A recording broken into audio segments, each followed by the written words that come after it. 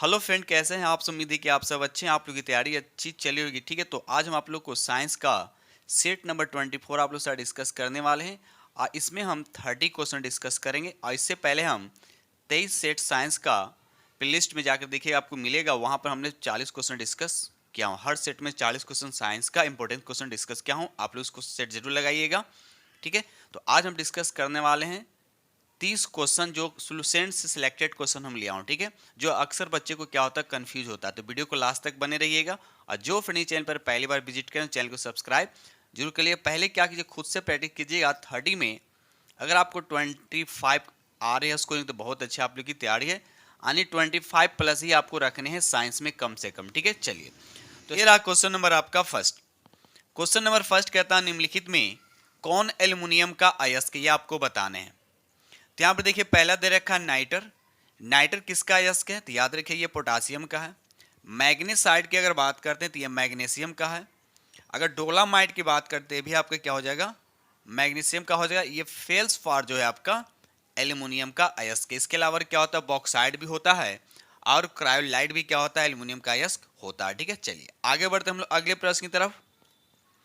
चलिए अगला प्रश्न बताइए, क्वेश्चन नंबर यहाँ पे 2 कहता है, निम्नलिखित में कौन मैग्नीशियम का अयस्क नहीं। आपसे पूछा जा रहा है कौन यहाँ पर मैग्नीशियम का अयस्क नहीं है। तो यहाँ पर देखिए, मैग्नेसाइट मैग्नीशियम का अयस्क है। डोलामाइट भी क्या आपका मैग्नीशियम का अयस्क है। उसके बाद कीसेराइट भी क्या आपका मैग्नीशियम का अयस्क है। लेकिन यहाँ पर कैलेमाइन जो दे रखा है ये आपका मैग्नीशियम का अयस्क नहीं है, बल्कि किसका है, ये जेडेन का। याद रखिएगा। ठीक है, चलिए आगे बढ़ते हम लोग अगले प्रश्न की तरफ। चलिए क्वेश्चन नंबर यहाँ पे 3 देखिए। क्वेश्चन नंबर 3 कहता है कि जर्मन सिल्वर में कौन कौन से तत्व होते हैं, बताइए।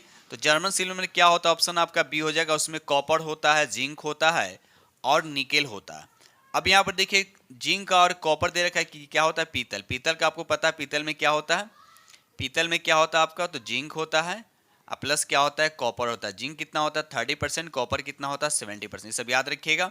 यहाँ पर देखिए कॉपर और टीन दे रखा है, ये किस में होता है, कांसा में। किस में होता है, कांसा की बात हो। इसमें क्या होता है, कॉपर होता है 90% और टीन होता है 10%। अब ये देखिए आपको दे रखा है सोल्डरिंग जो आप लोग करते हैं, तो ये सोल्डरिंग में क्या क्या होता है, टीन होता है और लीड होता है, यानी शीशा होता है। तो इस तरह से याद रखिएगा। चलिए आगे बढ़ते हम लोग अगले प्रश्न की तरफ।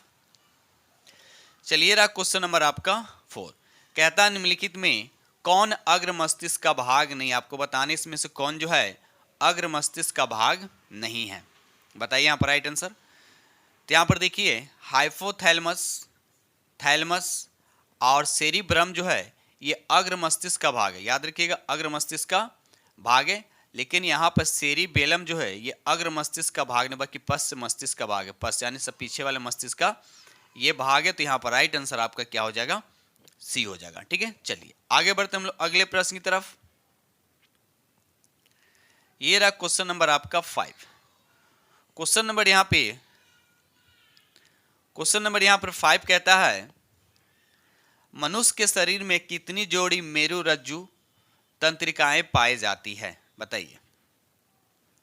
तो यहाँ पर 5 का राइट आंसर आपका क्या हो जाएगा, 31 जोड़ा। याद रखिए 31 जोड़ा क्या होता है, मेरुरज्जु तंत्रिकाएं पाई जाता है। लेकिन आपसे पूछा है कपाल तंत्रिकाएं कितना पाया जाता है, कितना जोड़ा, तो वह 12 जोड़ा पाया जाता है, ये भी याद रखिएगा। तो क्वेश्चन के अकॉर्डिंग यहाँ पर राइट आंसर आपका क्या हो जाएगा, ए हो जाएगा। ठीक है, चलिए ये रहा अगला प्रश्न देखिए, क्वेश्चन नंबर यहाँ पे 6। क्वेश्चन नंबर यहाँ पे 6 कहता है, निम्नलिखित में कौन कान की हड्डी नहीं है, बताइए। इसमें से कौन सा है जो कान की हड्डी नहीं है, बताइए यहाँ पर राइट आंसर। तो यहाँ पर देखिए आपको लिखा हुआ है मैलियस, इनकस और स्टेप्स। ये तीनों जो आपका है ये कान की हड्डी है। लेकिन कर्पल्स जो है आपका दे रखा है ये कान की हड्डी नहीं है, बल्कि ये कलाई की हड्डी। किसका हड्डी है, ये कलाई में जो हड्डी होता है उसकी हड्डी है। तो राइट आंसर आपका यहाँ पे डी हो जाएगा। ठीक है, चलिए आगे बढ़ते हम लोग। दोस्त वीडियो पसंद है तो लाइक जरूर कीजिएगा। चलिए ये देखिए क्वेश्चन नंबर यहाँ पे 7, निम्नलिखित में कौन हार्मोन स्रावित नहीं करता है। तो सबसे पहले देखते हैं कौन कौन सा हार्मोन स्रावित करता है। पीयूष ग्रंथि, ऑटो ग्रंथि और पराऑटो ग्रंथि, ये तीनों जो क्या करते हैं हार्मोन्स को क्या करता है, स्रावित करता है। लेकिन अश्रु ग्रंथि जो होता है हार्मोन्स को नहीं बल्कि एंजाइम स्रावित होता है। अश्रु ग्रंथि हो गया, दूध ग्रंथि हो गया, ठीक है। तो ये सब जितने भी जो ग्रंथियां हैं ये क्या करता है, एंजाइम स्रावित करता है। तो यहाँ पर राइट आंसर आपका क्या हो जाएगा, डी हो जाएगा, ठीक है। ये तीनों जो अंतःस्रावी ग्रंथियां है, लेकिन अश्रु ग्रंथि जो है ये बाह्य स्रावी ग्रंथि है, भी याद रखिएगा। चलिए आगे बढ़ते हैं हम लोग। ये रहा क्वेश्चन नंबर आपका 8। क्वेश्चन नंबर 8 कहता है किसकी कम स्रावित से मनुष्य बौना हो जाता है, किसकी कम स्रावित से मनुष्य बौना हो जाता है। तो यहाँ पर राइट आंसर आपका क्या हो जाएगा, बी हो जाएगा, STH। याद रखिए STH के कम स्रावित से मनुष्य क्या होता है, बौना हो जाता है। अगर इसकी मात्रा अगर ज्यादा स्रावित होगा तो मनुष्य क्या होगा, भीमकाय बहुत बड़ा हो जाएगा, लंबाई इसकी हाइट बढ़ जाएगी, ठीक है। तो यहाँ पर क्वेश्चन के अकॉर्डिंग यहाँ पर राइट आंसर आपका क्या हो जाएगा, बी हो जाएगा। अब देखिए यहाँ पर जितने भी हार्मोन्स यहाँ पर हम लिखा हूं ABCD सब पीयूष ग्रंथि से क्या होता है, स्रावित होता है, ठीक है। चलिए आगे बढ़ते हैं हम लोग अगले प्रश्न की तरफ। ये रहा क्वेश्चन नंबर आपका 9। क्वेश्चन नंबर 9 कहता है निम्नलिखित में कौन सा हार्मोन अंडाशय से स्रावित नहीं होता। आपको बताना है कौन सा हार्मोन जो है अंडाशय से स्रावित नहीं होता है। तो यहाँ पर देखिए पहला ही ऑप्शन जो दे रखा है ये वृषण से स्रावित होता है, यानी टेस्टोस्टेरोन जो दे रखा है ये वृषण से स्रावित होता है। बाकी प्रोजेस्टेरोन जो दे रखा है, रिलैक्सिन दे रखा है, एस्ट्रोजन जो दे रखा है, ये तीनों क्या आपका है अंडाशय से स्रावित होता है, ठीक है। चलिए आगे बढ़ते हैं हम लोग। चलिए क्वेश्चन नंबर यहाँ पे 10 कहता है निम्नलिखित में आपको बताना है कि निम्नलिखित में कौन मोनोसेकेराइड कार्बोहाइड्रेट है। अब देखिए मोनोसेकेराइड, देखिए कार्बोहाइड्रेट कितने तरह का होता है, कार्बोहाइड्रेट 3 तरह का होता है। एक होता है मोनोसेकेराइड, दूसरा होता है डाइसेकेराइड और तीसरा होता है पॉलीसेकेराइड होता है, ठीक है। तो आपको बताना मोनोसेकेराइड इसमें कौन है। तो यहाँ पर राइट आंसर आपका क्या हो जाएगा, बी जो आपका क्या है ग्लैक्टोज जो दे रखा है ये आपका मोनोसेकेराइड कार्बोहाइड्रेट है। बाकी अगर हम बात करते हैं सुक्रोज, लैक्टोज और माल्टोज की अगर हम बात करते हैं तो ये आपका क्या हो जाएगा डाइसेकेराइड के अंतर्गत आता है, याद रखिएगा, ठीक है। चलिए आगे बढ़ते हैं हम लोग अगले प्रश्न की तरफ। दोस्तों अगर वीडियो पसंद आ रहा है, थोड़ा सा भी इससे थोड़ा सा हेल्प हो रहा है तो प्लीज़ चैनल पर जो पहले बार विजिट को उस चैनल को सब्सक्राइब कीजिएगा और लाइक करना मत भूलिएगा और अपने दोस्तों में शेयर जरूर कर दीजिएगा, ठीक है। चलिए आप लोग इतना करते तो बस इतना तो बनता है कि बस एक लाइक कीजिएगा और शेयर जरूर कर दीजिएगा। क्वेश्चन नंबर यहाँ पे 11 का था सभी प्रोटीन में पाया जाता है। अब देखिए सभी प्रोटीन में क्या पाया जाता है, तो यहाँ पे याद रखिए जितने भी प्रोटीन होते हैं सभी प्रोटीन में क्या होता है, नाइट्रोजन क्या होता है, पाया जाता है। याद रखिए नाइट्रोजन क्या होता है, पाया जाता है, ठीक है। चलिए आगे बढ़ते हैं हम लोग अगले प्रश्न की तरफ। ये रहा अगला प्रश्न, देखिए क्वेश्चन नंबर यहाँ पे 12 कहता है टोकोफेरॉल किस विटामिन का रासायनिक नाम है। बताइए टोकोफेरॉल जो है किस विटामिन का रासायनिक नाम है। तो यहाँ पर राइट आंसर आपका ए हो जाएगा विटामिन ई। विटामिन ई का क्या नाम है, टोकोफेरॉल। विटामिन के का क्या नाम है, फ्लोक्विनोन, इसका नाम है फ्लिकोलोन। और विटामिन डी का क्या नाम हो जाएगा, विटामिन डी का नाम होगा कैल्सीफेरॉल, याद रखिए कैल्सीफेरॉल। और विटामिन ए का नाम हो जाएगा आपका रेटिनॉल, ठीक है। चलिए आगे बढ़ते हैं हम लोग। ये रहा अगला प्रश्न, देखिए क्वेश्चन नंबर यहाँ पे 13। क्वेश्चन नंबर यहाँ पे 13 कहता है कि कालाजार द्वारा प्रभावित अंग कौन है। ये प्रोटोजोआ द्वारा होता है, कालाजार जो होता है ये प्रोटोजोआ द्वारा होता है। तो आपको बताना है कि प्रभावित अंग कौन होता है। तो यहाँ पर 13 का राइट आंसर आपका क्या हो जाएगा, बी, यानी अस्थि मज्जा जो है इसका राइट आंसर, इसको बोन मैरो भी कहा जाता है। तो यहाँ पर राइट आंसर आपका क्या हो जाएगा, बी हो जाएगा, ठीक है। चलिए आगे बढ़ते हैं हम लोग अगले प्रश्न की तरफ। चलिए ये रहा अगला प्रश्न, देखिए क्वेश्चन नंबर यहाँ पे आपका 14 कहता है निम्नलिखित में कौन जीवाणु जनित रोग नहीं, कौन जीवाणु से होने वाला रोग नहीं है। तो पहले यहाँ पर देखिए कौन कौन जीवाणु से होने वाला रोग है।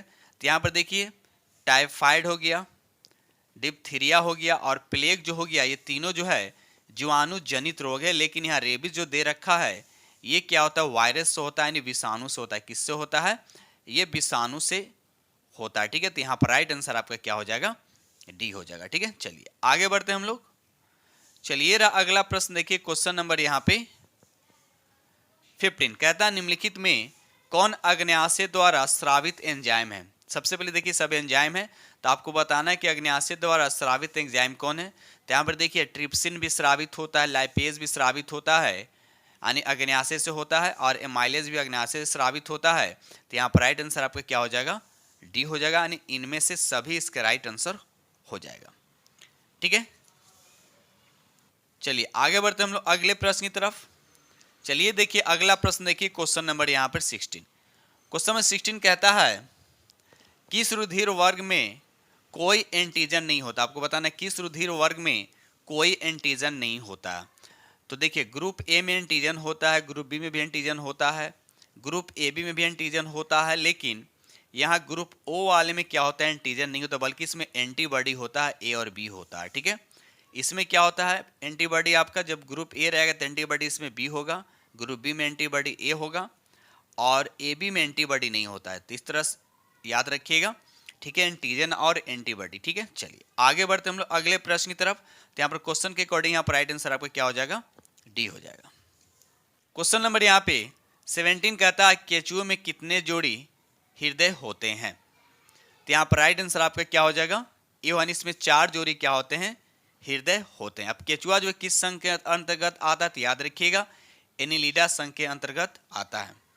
ठीक है, अगर आपसे पूछा जाए एक होता है कॉकरेच, कॉकरेच में कितने जोड़े हृदय होते हैं, तो इसमें होता है 13 होता है। और कॉकरेच जो है अर्थोपोडा संघ के अंतर्गत आता है। तो ये सब फैक्ट जो है याद रखिएगा। ठीक है, चलिए आगे बढ़ते हैं हम लोग। ये रहा अगला प्रश्न देखिए, क्वेश्चन नंबर यहाँ पे 18। मक्खी किस संघ के अंतर्गत आता है। आम जिंदगी पे आप लोग मक्खी देखे होंगे, आपको बताना है किस संघ के अंतर्गत आता है। तो ये जो आता है अर्थोपोडा, यानी 18 का राइट आंसर आपका क्या हो जाएगा, यानी अर्थोपोडा के अंतर्गत आता है मक्खी। तो मक्खी के अलावा और भी इससे मच्छर हो गया, खटमल हो गया, मधुमक्खी हो गया, टिड्डा हो गया, केकड़ा हो गया, ये सब जो है अर्थोपोडा संघ के अंतर्गत आता है। और एनिलिडा में अभी हमने बताया केंचुआ आता है, इसमें जोंक आता है, और एक निरिस होता है। क्या होता है, निरिस। ये तीनों जो आपके आते हैं आपका एनिलिडा में आते हैं, लेकिन मक्खी आपका आता है अर्थोपोडा में। तो यहाँ पर राइट आंसर आपका क्या हो जाएगा, सी हो जाएगा। यहाँ पे 19 कहता है कि कौन सा पादप हार्मोन बौना पौधा को लंबा कर देता है। तो इसका राइट आंसर आपका क्या हो जाएगा, यहाँ पर बी होगा। जिब्रेलिन्स हार्मोन जो है जो बौना पौधा को लंबा कर देता है। यहाँ पर देखिए ऑक्सिन से भी क्वेश्चन यहाँ पर आते हैं। ये क्या कहता है, वृद्धि रोधक हार्मोन इसको बोल सकते हैं। ठीक है, और एथिलीन एक ऐसा हार्मोन जो गैसीय अवस्था में पाया जाता है। क्या होता है, गैसीय अवस्था में पाया जाता है, जो फल पकाने में क्या करता है, मदद करता है। ठीक है, चलिए आगे बढ़ते हम लोग। ये रहा अगला प्रश्न देखिए, क्वेश्चन नंबर यहाँ पे 20।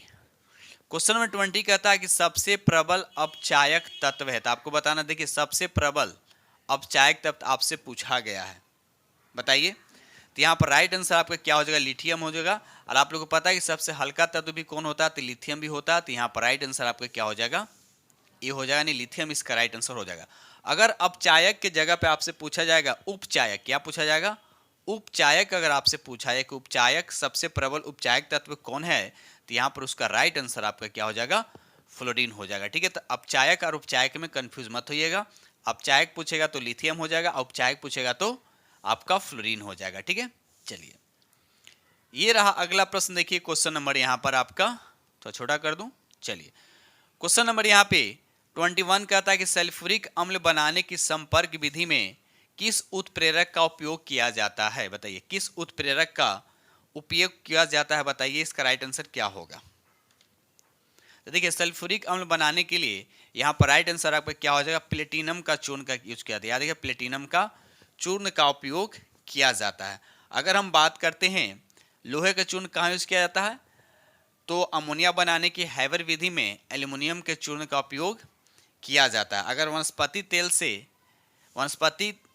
तेल जो है वहाँ पर आपका यूज किया जाता है उत्प्रेरक के रूप में किसका, तो निकेल का उपयोग किया जाता है। तो ये सब फैक्ट जो है आप लोग को याद होने चाहिए।